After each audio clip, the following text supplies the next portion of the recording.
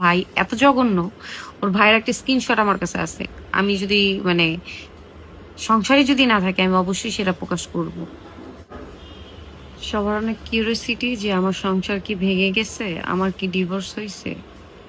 না, আমার ডিভোর্স হয় নাই।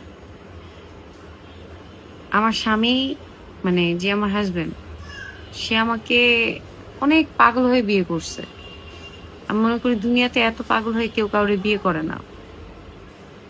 ওর ফ্যামিলি, ওর মা এত জঘন্য, ওর মা আমাকে পছন্দ করে না বিকজ আমি মিডিয়া পার্সন।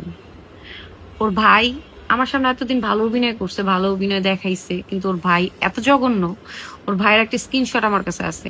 আমি যদি মানে সংসারে যদি না থাকে আমি অবশ্যই সেটা প্রকাশ করব।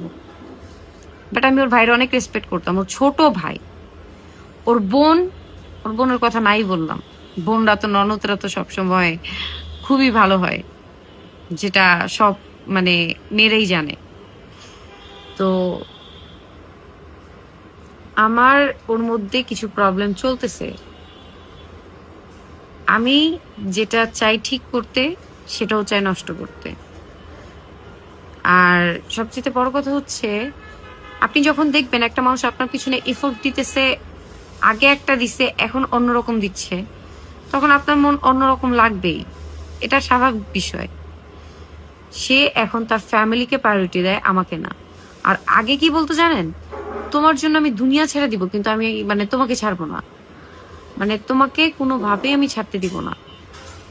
তো এই জীবনটা তো আমি চাই নাই। আমি তো তাকে বহুবার বহুভাবে রিজেক্ট করছি, বহুভাবে। তার থেকে বাঁচার জন্য আমি অনেক কিছু করছি।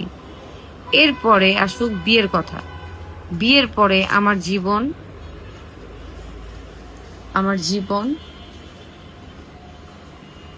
এটা সে মারধর করে নাই। আমি মানে এখন না আমার বাঁচতে ইচ্ছা করে না। কেন বাঁচতে ইচ্ছা করে না জানেন? কারণ যেই পুরুষ এত ভালো মুখোশ দিয়ে এত ভালো মানে সুন্দর মতো করে জীবন আইসা জীবন নষ্ট করতে পারে, তাহলে খারাপ পুরুষরা একটা ভালো মেয়ের জীবন কি করতে পারে? সো আমি জানি না ওর সাথে আমার ভুল বুঝাবুঝি হয়েছে না কি হয়েছে, আমি জানি না, কিন্তু ও আমারে ভাঙছে। আর আমি চাই আল্লাহ ওরে ভাঙুক। এর থেকে বড় বিচার তো আর নাই।